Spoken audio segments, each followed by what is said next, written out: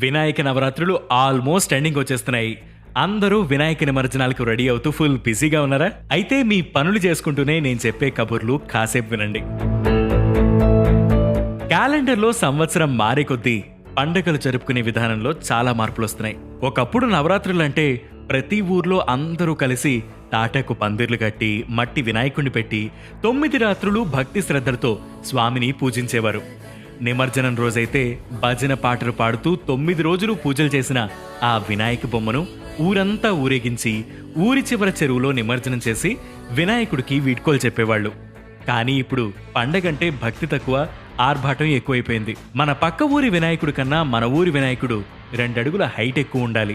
ముందు సంవత్సరం డెకరేషన్కి 1,00,000 ఖర్చు పెడితే ఈసారి ఇంకో 50,000 ఎక్కువ ఖర్చు పెట్టాలి. ఆ ఊర్లో భోజనాలకి 5 రకాల వెరైటీలు పెట్టారంట.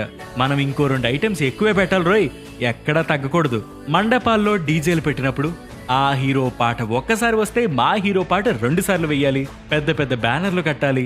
ఎదుటి వాళ్ళు ఏమైపోయినా పర్లేదు, పగలు రాత్రి తేడా లేకుండా బేస్ ఊఫర్లతో హై వాల్యూమ్ పెట్టి అదో రకమైన హ్యాపీనెస్ ని పొందడం. ఇలా చెప్పుకుంటూ పోతే దేవుణ్ణి భక్తితో పూజించడం లాస్ట్ కి వెళ్ళిపోయింది.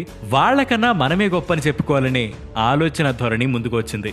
బాహుబలి వినాయకుడు, పుష్ప వినాయకుడు, ఆర్ఆర్ఆర్ వినాయకుడు, ఓజీ వినాయకుడు, ఇలా ట్రెండ్ పేరుతో బొజ్జ గణపైకి ఆ పార్వతీదేవి ఇచ్చిన రూపాన్ని మార్చేస్తున్నాం. ఆఖరికి వినాయకుడి వాహనం మూషికాన్ని మార్చేసి బుల్లెట్ బళ్ల మీద, లారీల మీద కూర్చోబెడుతున్నారు. రాబోయే రోజుల్లో ఈ ట్రెండ్ ఎటువైపుకు వెళ్ళిపోతుందో అని మీలో ఎంతమంది భయపడుతున్నారు?